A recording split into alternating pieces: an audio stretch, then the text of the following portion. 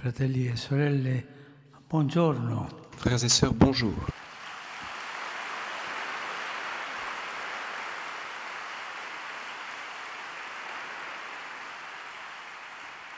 San Paolo, innamorato di Gesù Cristo e che aveva capito bene Saint Paul, qui était un amoureux de Jésus-Christ et qui avait une compréhension claire de ce qu'était le salut, nous a enseigné que les enfants de la promesse, tutti noi giustificati da Gesù Cristo, c'est-à-dire nous tous, justifiés par Jésus-Christ, non stanno sotto il vincolo della legge, ne sont ma pas sous sono le joug de la chiamati loi, allo stile di vita impegnativo nella mais sont libertà appelés à un dell'Evangelo. style de vie exigeant dans la liberté de La l'Évangile. legge però esiste, ma esiste con un altro modo. La stessa legge, La loi i cependant 10 existe, comandamenti, mais elle existe d'une con autre un manière. altro modo, La loi elle-même, perché les 10 da se commandements, stessa non può giustificare mais d'une autre manière, una volta che è parce que venuto il par Signore elle-même, Gesù. elle ne peut pas justifier une fois que le Seigneur E Jésus est perciò venu. nella catechesi di oggi io vorrei spiegare questo e ci chiediamo Donc dans la qual è, catéchèse secondo d'aujourd'hui, la lettera je ai voudrais Galati, expliquer cela. il ruolo della legge. Et nous nous demandons, quel est selon la lettre aux Nel Galates brano che le abbiamo rôle de la ascoltato, loi? Paolo sostiene che la legge Dans le è passage que stata nous venons come un d'entendre, pedagogo. Paul soutient que la loi a È été una comme bella un immagine pédagogue. quella del pedagogo C'est une belle image, sulla quale celle abbiamo du parlato pédagogue dont nous avons parlé nell'udienza lors de scorsa. la dernière Un'immagine audience. che merita di essere compressa nel suo giusto Une image significato. qui mérite d'être comprise dans son sens propre. L'Apostolo sembra suggerire ai cristiani di dividere L'apôtre la semble storia suggérer della aux chrétiens de salvezza diviser en deux l'histoire du e anche salut, la sua storia et ainsi son personale. histoire personnelle. Sono due momenti. Il y a deux moments. Prima di essere Avant diventati de credenti devenir un croyant en in Jésus-Christ Cristo Gesù e dopo aver ricevuto la fede. et après avoir Al reçu la foi. centro si pone l'evento Au centre se della trouve l'événement de la mort resurrezione di et de Gesù, la résurrection de che Jésus, Paolo ha predicato per suscitare la fede nel que Paul a prêché afin de susciter la foi dans le Fils de Dieu, source de salut. Cristo Gesù. Et en Jésus-Christ, Noi siamo nous sommes giustificati. justifiés. Siamo giustificati per la gratuità. Nous sommes justifiés par la gratuité de la foi en Jésus-Christ.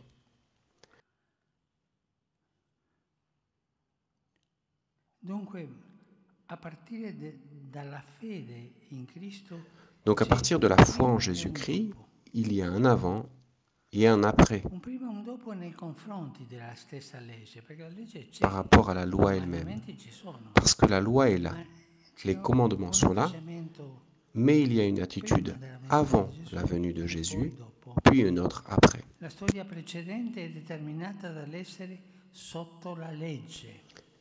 L'histoire antérieure est déterminée Andava par le fait d'être sous la loi. si salvava, era Et celui giustificato. qui a suivi le chemin de la loi a été sauvé, a été justifié. Va vissuta seguendo lo Spirito Le Santo. suivant, après la venue de Jésus, doit être vécu en suivant l'Esprit Saint.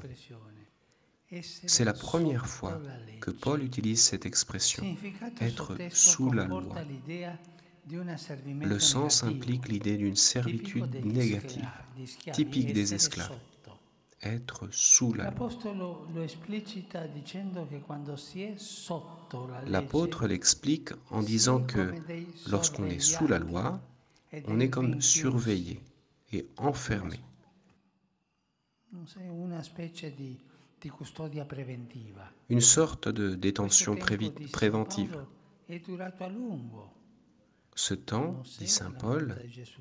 dure E si depuis perpetua longtemps, finché si vive de nel Moïse peccato. jusqu'à la venue de Jésus, et continue La tant que l'on relazione vit tra dans la le legge péché. e il peccato Le verrà rapport esposta in entre la maniera loi et più le péché sera sistematica expliqué de manière dall'Apostolo plus systématique nella sua lettera ai par Romani, l'apôtre dans sa lettre aux scritta Romains, pochi anni dopo di quella ai écrite Galati. quelques années après la In lettre aux sintesi, la Galates. legge porta a definire la trasgressione En bref, e a la loi rendere le conduit persone à définir consapevoli la del proprio transgression peccato. et à faire prendre conscience de son péché. I comandamenti, la legge dice questo, tu sei in peccato. Tu as fait cela, Anzi, donc la loi, come les insegna 10 commandements, l'esperienza dit ceci, comune, tu es dans le il péché. precetto finisce En effet, comme l'enseigne l'expérience commune, le précepte finit par stimuler la transgression. C'est ainsi qu'il écrit dans la lettre aux Romains. Lorsque nous étions dans la faiblesse de la chair, les passions du péché, stimulées par la loi, se déchaînaient dans nos membres afin de porter du fruit pour la mort. Mais maintenant, étant morts à ce qui nous retenait captifs, nous avons été libérés par la loi. Pourquoi ? Parce que la justification de Jésus-Christ est arrivée. Paul expose sa vision de la loi. L'aiguillon de la mort, c'est le péché. Et la puissance du péché, c'est la loi.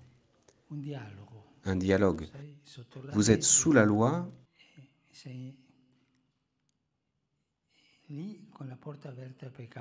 et vous êtes là avec la porte ouverte au péché. Dans ce contexte, la référence au rôle pédagogique joué par la loi prend tout son sens. Mais la loi est le pédagogue qui vous conduit où ? À Jésus. Dans le système scolaire de l'Antiquité, le pédagogue n'avait pas la fonction que nous lui attribuons aujourd'hui, à savoir celle de soutenir l'éducation d'un garçon ou d'une fille.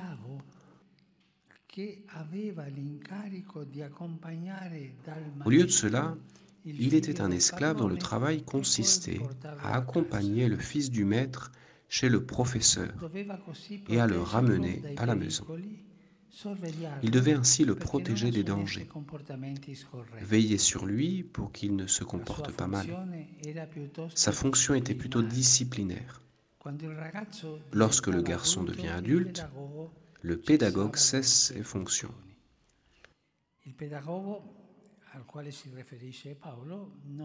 Le pédagogue auquel Paul fait référence n'est pas l'enseignant, mais celui qui accompagnait le garçon à l'école, le surveillait et le ramenait chez lui.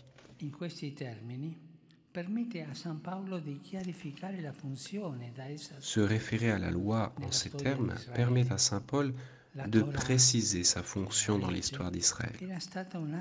La Torah, c'est-à-dire la loi, était un acte de magnanimité de la part de Dieu envers son peuple.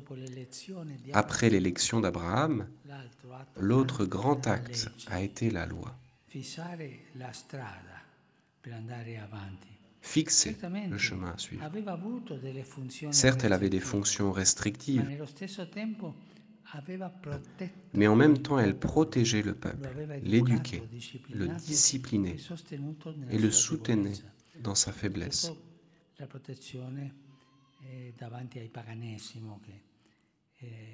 Surtout, la protection face au paganisme. Il y avait tant d'attitudes païennes à cette époque. La Torah dit « Il y a un seul Dieu et il nous a mis sur la voie ».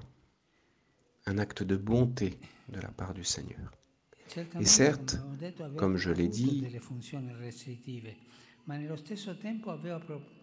il y avait eu des fonctions restrictives, mais en même temps, il avait protégé le peuple, il l'avait éduqué, il l'avait discipliné, il l'avait soutenu dans sa faiblesse. C'est pour cette raison que l'apôtre s'arrêta plus tard pour décrire l'étape de la minorité.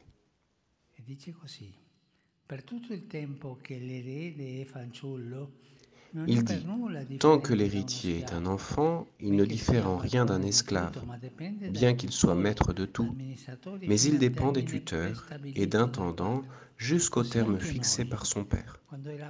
Ainsi, nous aussi, quand nous étions enfants, nous étions esclaves des éléments du monde.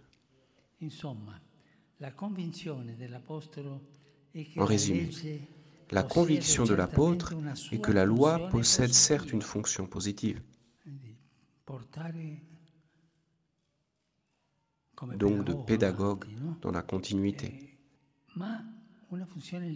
mais c'est une fonction limitée dans le temps.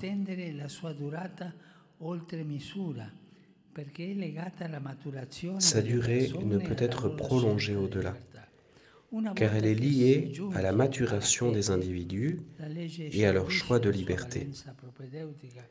Dès que l'on arrive à la foi, la loi épuise sa valeur propédeutique et doit céder la place à une autre autorité. Qu'est-ce que cela signifie? Qu'une fois la loi terminée, nous puissions dire « Nous croyons en Jésus-Christ et nous faisons ce que nous voulons » ? Non.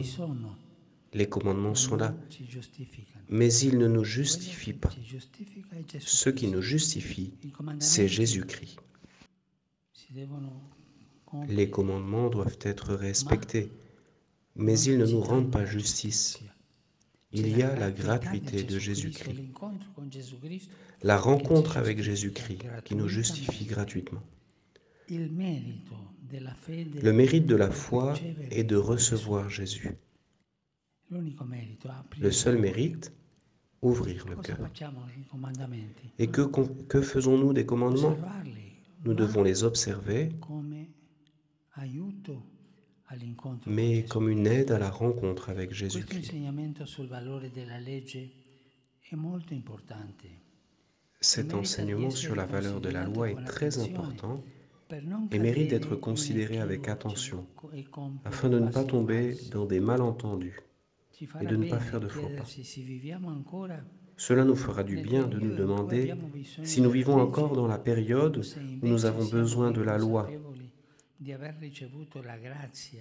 ou si nous sommes au contraire bien conscients d'avoir reçu la grâce de devenir des enfants de Dieu pour vivre dans l'amour. Comment est-ce que je vis? Dans la crainte que si je ne fais pas cela, j'irai en enfer?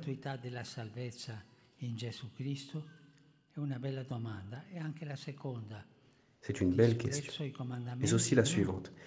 Est-ce que je méprise les commandements? Non, je ne le fais pas.